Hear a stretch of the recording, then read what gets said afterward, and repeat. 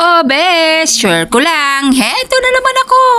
Si Ate Bes nyo na walang kasawa-sawa sa kakashare. Kahapon kasi nag-upload ako doon sa my main account ko ng dinuguan. Pero ang ginamit ko doon, imbis na yobab or meat ng baboy, ang ginamit ko ay bituka or laman loob ng yobab. Nakita nung isa kong suki, kaya sabi niya, mag-o-order ako ng ganito sa'yo, Ate Bes. Kaso nga lang, instead of bituka or laman loob ng yobab, meat ang gamitin mo or laman ng yobab ang gagamitin mo. Kaya ang ginawa ko, dali-dali akong pumunta ng palengke at naghanap ako ng liempo. Buti na lang, kamo Bes. At may naabutan pa akong isang nagtitinda ng liempo at dali-dali ko naman binili kaagad, mga Bes.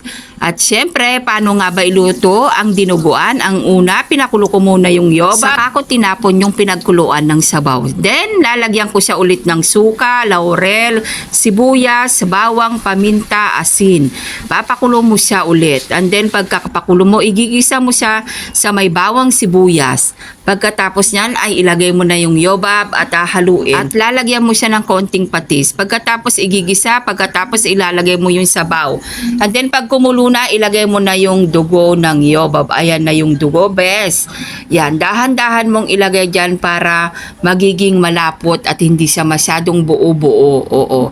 Dahan-dahan na parang ganyan. Pakukuluin mo ulit siya ng mga 30 minutes para lumapot. Pag lumapot ng ganyan, ay ilagay mo na yung sili na green. At pakukuluin mo ulit yan ng mga 30 minutes hanggang sa nagmamantika ng kaunti yung kanyang sabaw. Oo, Bes. Masarap kasi pag medyo mamamantika at konti lang yung sabaw ng dinuguan.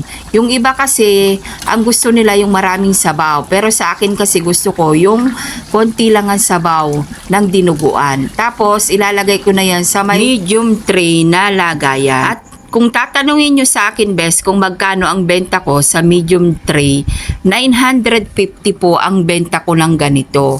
At tatakpan po natin yan dahil ready to deliver na po at nag-aantay na po yung suki natin na nag-order ng ganito. So, ayan lang po. Pag wala pong pa-order si Ate Bes ng bilao, ay nagpapa-order po kami ng mga ulam. Ulam sa may tray. Pwede rin sa may bilao.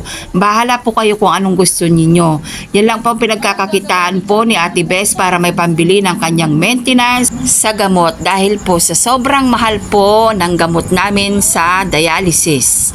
Oo, Bes, kaya kailangan dapat alagaan mo ang iyong katawan, lupa ha, para hindi ka matulad kay Ate Bes na isang dialysis patient.